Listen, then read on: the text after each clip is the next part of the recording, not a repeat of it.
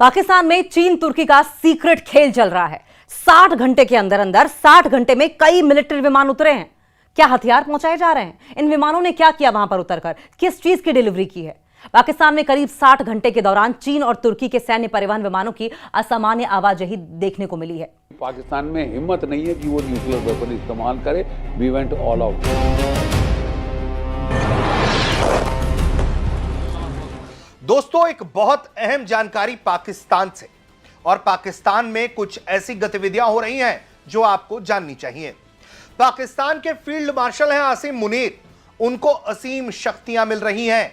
पाकिस्तान की सरकार ने उनके हाथ में अब परमाणु की कमान दे दी है। और इन सब के बीच जब यह गतिविधि पाकिस्तान में जारी है, पाकिस्तान में दूसरी तरफ हंगामा है और खबरें हैं, पुष्टि नहीं करते हैं कि कुछ कार्गो मिलिट्री विमान जो टर्की के हैं, जो चाइना के हैं, वो पाकिस्तान पहुंच रहे हैं।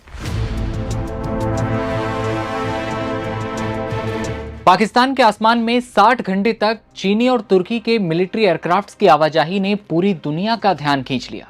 पाकिस्तान के मिलिट्री एयरफील्ड्स पर 60 घंटों तक चले इस सीक्रेट एयरलिफ्ट के जरिए चीन और तुर्की ने पाकिस्तान में क्या उतारा है? क्या भारत के खिलाफ कोई साजिश पाकिस्तान फिर कर रहा है?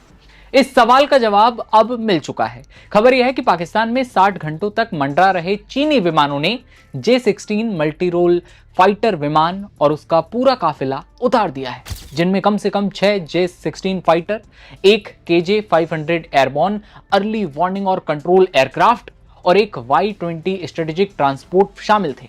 यहां से ये भी सारे विमान मिस्र की तरफ भी निकले। हमारी हिमाकत नहीं कि तुम इस्तेमाल करो, क्योंकि तुम्हारा सर्वनाश हो जाएगा। पहला, विस्फोटक ड्रोन की सीक्रेट डिलीवरी। तुर्की के भारी मालवाहक विमानों ने मसरूर एयरबेस पर भारी मात्रा में हमलावर और निगरानी ड्रोन उतार दिए हैं। नंबर 2, J-35 स्टेल्थ फाइटर की तैयारी।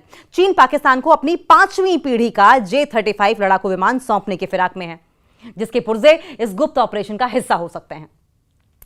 सरक्रीक पर भारत की घेराबंदी की कोशिश। पाकिस्तान ने हाल ही में तुर्की के ड्रोन और चीन के हाई स्पीड हॉवरक्राफ्ट को सरक्रीक बॉर्डर के पास तैनात किया है। मक्का संयुक्त सुरक्षा समझौता, यह भी एक फैक्टर हो सकता है। हाल ही में पाकिस्तान, तुर्की और सऊदी के बीच हुए रक्षा समझौते के बाद यह पहली बार इतनी बड़ी और संदिग्ध हलचल देखी जा रही है। SCO और ब्रिक्स से ठीक पहले की टाइमिंग है ये। अंतर्राष्ट्रीय बैठकों से ठीक पहले पाकिस्तान को इस तरह हथियारों से लैस करना भारत पर रणनीतिक दबाव बनाने की चाल है। पाकिस्तान के आसमान में पिछले करीब 60 घंटे के दौरान चीन और तुर्की के मिलिट्री विमानों की असामान्य आवाजाही ने नई हलचल पैदा कर दी है। सुरक्षा सूत्रों के मुताबिक भारी सैन्य परिवहन विमान पाकिस्तान के अहम एयरबेस पर बार बार उतरे। इससे सवाल ये उठ रहे हैं कि क्या इस आवाजाही के जरिए पाकिस्तान को ड्रोन और दूसरे रक्षा उपकरण पहुंचाए जा रहे हैं। बताया गया है कि चीनी सैन्य विमान रावलपिंडी के पास नूर खान एयरबेस और कराची के मसरूर एयरबेस पर उतरे और इसी दौरान तुर्की के सैन्य परिवहन विमानों की गतिविधि भी सामने आई। हालांकि इन उड़ानों में वास्तव में क्या सामने लाया गया, इसकी स्वतंत्र पुष्टि नहीं हुई है। 60 घंटे की आवाजाही चर्चा का विषय बनी हुई है। सुरक्षा सूत्रों का दावा है कि इतने कम समय में भारी सैन्य परिवहन विमानों की लगातार आवाजाही सामान्य द्विपक्षीय सैन्य यातायात से अलग दिखाई देती है और इसी आधार पर आशंका जताई जा रही है कि यह किसी बड़े सैन्य सामान की ढुलाई से जुड़ी हो सकती है। सूत्रों ने ड्रोन और दूसरे रक्षा उपकरणों के पाकिस्तान पहुंचने की बात कही है, लेकिन मौजूदा जानकारी में किसी खास हथियार या ड्रोन की संख्या और मॉडल की पुष्टि नहीं हुई है। पाकिस्तान के आसमान में तुर्की और चाइना के जहाज उड़ते रहे। यह बात इंपॉर्टेंट इसलिए पड़ जाती है कि पाकिस्तान तुर्की और सऊदी अरब के बीच में एक नाटो जैसा बना है। लेकिन देखिए, चाइना ऐसे किसी नाटो में नहीं जाने वाला। एक तो ये इस्लामिक नाटो कहा जा रहा है, चाइना को इस्लामिक कंट्री है नहीं, तो वो इस्लामिक नाटो में नहीं जा रहा। लेकिन हम जानते हैं कि पाकिस्तान के जो हथियार हैं उनमें से ज्यादातर जो टेक्निक और हथियार हैं वो चाइना से आए हैं। चाइना के साथ पाकिस्तान का जो रिश्ता है उसे हम अच्छी तरह से जानते हैं। आप कह सकते हैं कि पाकिस्तान ऐसे तो एक खुद मुख्तार मुल्क है, लेकिन कुछ मामलों में वो चाइना के बिना 2 कदम भी नहीं चल सकता। इस बात को हम अच्छी तरह से जानते हैं। जब ऑपरेशन सिंदूर भी हुआ था तो उस समय भारत के जो DGMO थे, लेफ्टिनेंट जनरल राजीव घई, उनका एक बयान था कि ये फैक्ट है कि पाकिस्तान का 80% मिलिट्री इक्विपमेंट चाइना से आता है। ये फैक्ट है कि चाहे वो तुर्की हो, पाकिस्तान हो या चीन हो, हम समझते हैं कि एक ही बॉर्डर पर 3 दुश्मनों से लड़ रहे हैं। इसका मानी क्या था? इसका मानी ये था कि भले ऑपरेशन सिंदूर के दौरान हिंदुस्तान और पाकिस्तान के बीच जंग हो रही थी, लेकिन चाइना और तुर्की अपना रोल तब भी निभा रहे थे। तुर्की लगातार सस्ते ड्रोन सप्लाई कर रहा था और चाइना न केवल इंटेलिजेंस सप्लाई कर रहा था, बल्कि जिन हथियारों के सहारे, जिन जहाजों के सहारे पाकिस्तान लड़ रहा था, वो भी चाइना के ही सप्लाई किए हुए थे। इसलिए ये सवाल उठना लाजिम है कि ये जो 60 घंटे तक जहाज आते जाते रहे हैं, ये पाकिस्तान से क्या ले जा रहे थे या फिर पाकिस्तान को क्या पहुंचा रहे थे? क्या आसिम मुनीर को पाकिस्तान के अंदर किसी विद्रोह की उम्मीद है, किसी रिबेल की उम्मीद है, जिसको दबाने के लिए वो नए हथियार मंगवा रहे थे, नई टेक्निक मंगवा रहे थे, या आसिम मुनीर भारत के साथ कोई जंग छेड़ने के मूड में हैं, जिसके चलते नए हथियार, नए ड्रोन्स वगैरह मंगवाए गए? अब देखिए, ट्रांसपोर्ट जहाज था और आर्मी का जहाज था तुर्की से जो आया, तो ट्रांसपोर्ट जहाज अब तुर्की से कबाब पहुंचाने तो नहीं आया होगा, तुर्की से टर्किश टी पहुंचाने तो नहीं आया होगा। तुर्की से अगर आर्मी का ट्रांसपोर्ट जहाज आया है तो जाहिर तौर पर आर्मी के ही इक्विपमेंट लेकर आया होगा, हथियार लेकर आया होगा। तो कई सारे सवाल एक साथ उठते हैं। क्या ये तैयारी ईरान वार जो दोबारा शुरू होने की उम्मीद लग रही है, स्ट्रेट ऑफ होर्मुज जिस तरह से बंद पड़ा हुआ है अमेरिका और ईरान के बीच में, कभी भी, और खास तौर पर वीकेंड आ रहा है, आज सैटरडे है, कल संडे हो जाएगा, वीकेंड्स पे आप देखते हैं अमेरिका अपने हमले अक्सर शुरू करता है। तो क्या ईरान पर जो अटैक होने का मामला है या ईरान अमेरिका वार शुरू होने का मामला है, उसके मद्देनजर तुर्की और चाइना से हथियार मंगवाए गए हैं? क्या इस जंग में पाकिस्तान उतरने वाला है? अगर पाकिस्तान उतरेगा तो वो ईरान की तरफ से उतरने वाला है या ईरान के मुखालिफ उतरने वाला है? देखिए, ईरान के मुखालिफ तो पॉसिबल ही नहीं है, क्योंकि वो अमेरिका से कोई जंग नहीं लेगा, हम सब जानते हैं। और ईरान के खिलाफ लड़ने का भी अभी बहुत समझ में नहीं आ रहा है, क्योंकि ईरान के साथ पाकिस्तान के रिश्ते सुधरे हैं, आखिर वो उसको क्यों बिगाड़ना चाहेगा? तो ले दे के मामला ये रह जाता है कि क्या इस जंग का फायदा उठाकर आसिम मुनीर इंडिया के खिलाफ कोई जंग शुरू करने की सोच रहे हैं?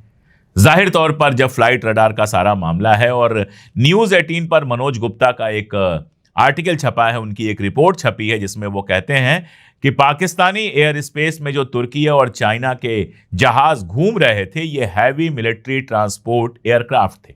हैवी मिलिट्री ट्रांसपोर्ट एयरक्राफ्ट मतलब ऐसे एयरक्राफ्ट जिनसे टैंक आ सकती है, जिनसे तोपें आ सकती हैं, जिनसे लड़ाई के लिए जरूरी इक्विपमेंट, बड़े इक्विपमेंट आ सकते हैं। उनका कहना है कि ये तुर्की एयरफोर्स का एयरबस A400M एल्टास ट्रांसपोर्ट एयरक्राफ्ट था। और ये जो देखे गए हैं रावलपिंडी के नूर खान एयरबेस पे देखे गए हैं और कराची के मसरूर एयरबेस पर देखे गए हैं। रिपोर्ट में सूत्रों के हवाले से बताया गया है, सोर्सेस के हवाले से बताया गया है कि ये जो जहाज हैं, इनकी आवाजाही का ताल्लुक मिलिट्री इक्विपमेंट जैसे ड्रोन और डिफेंस से जुड़े दूसरे मटेरियल्स के ट्रांसपोर्ट का था। तो जो बात मैं आपसे कह रहा था वो यही कि इन जहाज़ों से जो ड्रोन्स आए होंगे या जो डिफेंस से जुड़े दूसरे मटेरियल आए होंगे, इनका इस्तेमाल पाकिस्तान कहां करने वाला है, ये एक बड़ा सवाल खड़ा है हिंदुस्तान के सामने। और इसके साथ एक और फैक्ट है जो मैं ये भी आपको बताएंगे,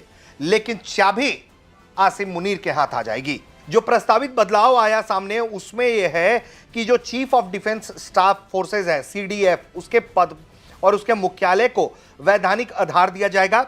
इसके तहत CDF हेडक्वार्टर की संरचना, अधिकार, प्रशासनिक व्यवस्था, स्टाफिंग, संयुक्त सैन्य योजना, तीनों सेनाओं के बीच समन्वय से जुड़े और तय किए जाएंगे। यानी कि पाकिस्तान के न्यूक्लियर असेट्स का कंट्रोल CDF के पास होगा, यानी कि जो चीफ ऑफ डिफेंस फोर्सेस है। और कौन है ये?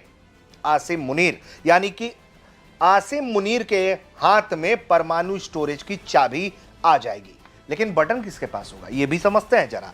पाकिस्तान अगर किसी संकट में फंस गया और उसे ऐसा लगता है, जैसा कि वो तो बात बात पे कहता है कि परमाणु चला देंगे, परमाणु है हमारे पास, इससे उसकी जिम्मेदारी आप समझ सकते हैं कि कितना गैर जिम्मेदार है वो। लेकिन उसके बावजूद भी वो फंसता है और फैसला होता है कि किसी के खिलाफ उसे परमाणु हथियार इस्तेमाल करना है, तो इसका एक लौता फैसला जो है वो सैन्य अधिकारी के पास नहीं होगा, ऐसा बताया जा रहा है। बताया जा रहा है कि सबसे ऊपर जो है वो नेशनल कमांड अथॉरिटी होगी इस चेन में, जिसकी अध्यक्षता वहां पीएम करते हैं। परमाणु नीति और हथियारों के इस्तेमाल से जुड़े अंतिम फैसले का अधिकार इसी शीर्ष संस्था के पास रहता है। इसके बाद सैन्य स्तर पर चीफ ऑफ डिफेंस फोर्सेज यानी मौजूदा स्थिति में आसिम मुनीर की भूमिका हो जाती है। नए ढांचे में सीडीएफ को तीनों सेनाओं के संयुक्त सैन्य कमांड रणनीतिक बलों की निगरानी से जोड़ा गया है। उनके नीचे कमांडर नेशनल स्ट्रेटेजिक कमांड सेनाओं के ऑपरेशनल कमांड की जिम्मेदारी जो है वो संभालता है, और CNSC की नियुक्ति जो है वो प्रधानमंत्री जो है और सीडीएफ की सिफारिश पर की जाती है। इसी तरह से सीडीएफ यानी कि जिस पद को अभी आसिम मुनीर के पास है वो बहुत अहम हो जाता है, यानी कि चाबी जो है वो रहेगा आसिम मुनीर के पास और बटन जो रहेगा वो पाक के पीएम के पास रहेगा। यानी कि परमाणु पावर में जो बंटवारा लगना था वो दोनों ने आपस में लगा लिया है। और इस बदलाव को अगर हम समझे तो जो उनका 27वां संवैधानिक संशोधन है, पाकिस्तान में सीडीएफ का जो पद बनाया गया और CGCSC को खत्म किया गया। आसिम मुनीर सीडीएफ के साथ सेना प्रमुख हैं। इसके बाद CNSC का नया पद बनाया गया। यह पद पाकिस्तान की रणनीतिक परमाणु ताकतों के ऑपरेशनल इंटीग्रेशन से जुड़ा है। जुलाई 2026 में जनरल आमिर रजा को पहला CNSC नियुक्त किया गया। सबसे महत्वपूर्ण बात यह भी है कि CNSC की नियुक्तियां, पुनर्नियुक्तियां या सेवा विस्तार के लिए सीडीएफ की सिफारिश जो है वो जरूरी है, यानी कि इसका भी चाबी जो है उसने मुनीर ने अपनी जेब में डाल लिया है। आसिम मुनीर का CNSC पर महत्वपूर्ण प्रभाव रहेगा। आगे भी सीडीएफ अपने पसंद और विश्वास पात्र को यानी कि अपने चेले को जो है वो मुनीर बैठा पाएगा। इससे पाकिस्तान के जो सीडीएफ है यानी कि जो आसिम मुनीर है इस वक्त, उसको बहुत अहम ताकतें हासिल हो जाएंगी। पहले परमाणु कमांड में CGCSC की महत्वपूर्ण भूमिका थी, वो पद ही खत्म हो गया और नई व्यवस्था में सीडीएफ के पास इसका कंट्रोल चला गया। अब इसके आगे का खेल अगर दोस्तों हम समझाएं आपको, तो एक तरफ परमाणु पावर ट्रांसफर यानी कि स्टोरेज की चाबी मुनीर के पास, बटन की चाबी या बटन पाकिस्तान के पीएम के पास, और इन सब के बीच जो फ्लाइट ट्रैकिंग डेटा है और कुछ मीडिया हाउसेस हैं जिसकी हम स्वतंत्र पुष्टि नहीं कर सकते हैं, वो एक अटकल लगा रहे हैं। अटकल ये है कि बीते 60 घंटों के भीतर चीन और तुर्की के सैन्य विमान जो हैं वो पाकिस्तान पहुंचे हैं, जिसमें संभावित हथियार, सैन्य उपकरण की आपूर्ति को लेकर अटकलें हैं। Open source flight tracking data की पड़ताल में तस्वीर थोड़ी अलग है। ज़्यादा सावधानी से जो है वो अगर हम उसे पेश करें तो जांच जो है फ्लाइट ट्रैकिंग डेटा की, उसके मुताबिक तुर्की के एक सैन्य परिवहन विमान को लेकर तो जानकारी आई है कि टर्की से एयरफोर्स का एयरबस A400M एल्टास विमान, जिसका रजिस्ट्रेशन जो है और वो तमाम चीज़ें मौजूद हैं, पाकिस्तान से जुड़ी उड़ान में ट्रैक किया गया है। Open source military aviation tracking के मुताबिक ये विमान 18 अगस्त के आसपास पाकिस्तान में था और वहां से बाद में वो वापस लौट आया। और इससे इतना पता चलता है कि तुर्की का सैन्य विमान जो है, जो मीडिया रिपोर्ट्स में कहा जा रहा है कि 60 घंटे से ट्रांसपोर्ट हुआ है, 60 घंटे तक चाइना और टर्की से, तो उसमें कम से कम एक टर्की का ये विमान तो एस्टैब्लिश, देखिए सैन्य परिवहन विमान इस दौरान पाकिस्तान पहुंचता है, ये एस्टैब्लिश होता है। टर्की से एयरफोर्स का एक और A400M विमान जो है वो भी सक्रिय पाया गया, लेकिन वो एग्जैक्टली कैसे वहां पहुंचा नहीं पहुंचा इसको पुष्टि नहीं कर पाएंगे, क्योंकि कई बार अब ये जो बदमाशी ये कर रहे हैं कि ट्रांसपॉन्डर बंद कर देते हैं, अपना डेटा छिपा लेते हैं और डार्क मोड में उड़ान भरते हैं। तो ये भी एक बड़ा खेल है ताकि कोई दुनिया उसको पकड़ नहीं पाए। इसके अलावा चाइना के Y-20 सैन्य परिवहन विमान को लेकर भी रिपोर्ट्स में दावा किया जा रहा है कि नूर खान और पाकिस्तान के एयरफोर्स के मसरूर एयरबेस पर ये पहुंचे हैं, लेकिन सार्वजनिक रूप से इसकी हम स्वतंत्र पुष्टि नहीं कर सकते हैं। लेकिन हाँ, ये तो सत्य है और इसको अगर हम एक तरीके से सीक्वेंसिंग में जोड़ें तो जब ऑपरेशन सिंदूर हमने किया था दोस्तों, उससे पहले, ठीक पहले पाकिस्तान के पास चाइना और टर्की के विमान उनके एयरबेसेस पे मौजूद थे। टर्की का कार्गो विमान भी वहां उतरा था जिस पर हंगामा हुआ, तो उसने ये कहा कि जी रिफ्यूलिंग के लिए उतरा था, जबकि सच्चाई ये थी कि टर्की ने अपने हथियार पहुंचाए थे, जिसका साफ तौर पर दिखा भी ऑपरेशन सिंदूर के दौरान कैसे कि उसका इस्तेमाल किया गया। वो हालांकि अलग बात है कि भारत के एक्शन के आगे वो बिल्कुल फिसड्डी साबित हुआ और वो कुछ खास जो है वो नहीं कर पाया टर्की का तमाम ये जो हथियार था।